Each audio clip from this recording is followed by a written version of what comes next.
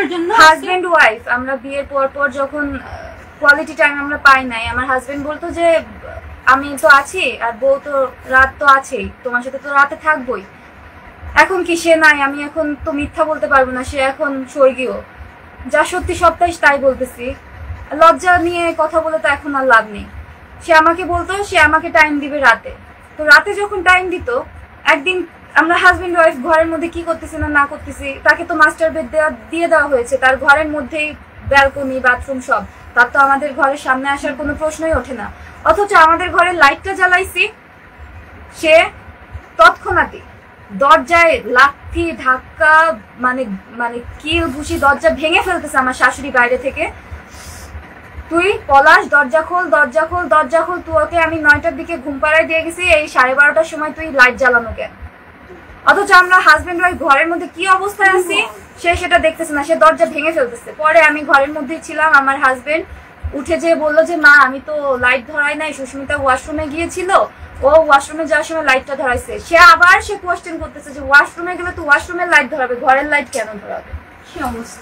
আমরা husband wife ঘরের মধ্যে আছি, তাও তাকে বলতে হবে আমরা রাতে কেন লাইট ধরাইলাম। তারপর থেকে আমার হাজবেন্ড এই 2.5 বছর না, এই এটা হচ্ছে 2023 সালের জুলাই মাসের ঘটনা। সেই জুলাই মাস থেকে আমার হাজবেন্ড এই যে 7 মে চলে গেল আমাকে ছেড়ে, ওই অবধি রাতে কখনো লাইট জ্বালাই নাই আমার ঘরের।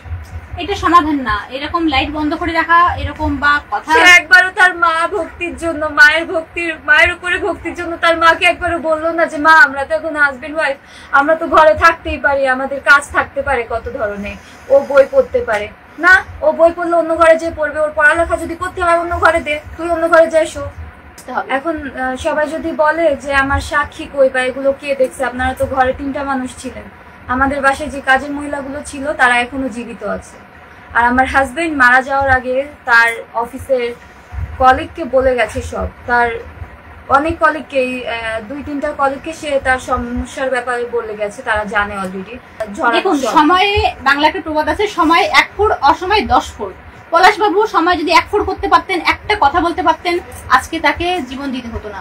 এটা কোনো সমাধান নয়। আপনি চলে গেছেন, আপনার মা কিন্তু বদলায়নি। আপনার উচিত ছিল পলাশবাবুর মতন বাকি যারা রয়েছেন, যারা কথা বলতে পারেন না, অবশ্যই মাকে ভালোবাসুন, কিন্তু আপনার ঘরে হলে আপনি কি করতেন? আমার হাজবেন্ড এত রিস্কি কাজ করে, সে ডিফেন্সে আছে, সে র্যাবে ছিল, সে এত রিস্কি কাজ করে, সে ঘর থেকে বেরোলে আমার চিন্তা থাকতো সে আবার ঘরে কখন ফিরবে, কবে ফিরবে।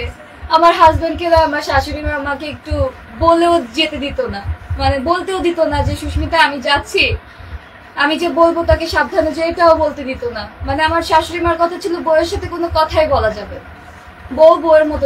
এরকম হলে বিয়ে দিয়েছে কেন ছেলেকে? আমি কাজের লোক, কাজ করব, ঘরের সব কাজ করব। তো আমি যখন ঘরের কাজ সব করা শুরু করলাম, আমার এইচএসসি পরীক্ষা জুন মাসে 30-24 সালে শুরু হয়েছিল। জুন মাসে 24 সালের জুন মাসে, হ্যাঁ জুন মাসে 30 এরকম। হ্যাঁ ওই টাইমটায় আমার শাশুড়ি মার কাছে আমি বলছিলাম কি মা আমার তো পরীক্ষা শুরু হয়েছে, আমার একটু পড়তে হবে। তো সে আমাকে মানে আমি সব করতাম, কাজকর্ম সব করতাম, তারপরে নিজের পড়াটা নিজে শেষ করতাম। আমার হাজবেন্ড যদি আমাকে হেল্প করতে আসতো পড়ালেখায়, আমার হাজবেন্ড আমাকে হেল্প করতে চাইতো যে তোমার কোথায় সমস্যা হচ্ছে আমাকে দেখাও, আমি তোমাকে পড়াই।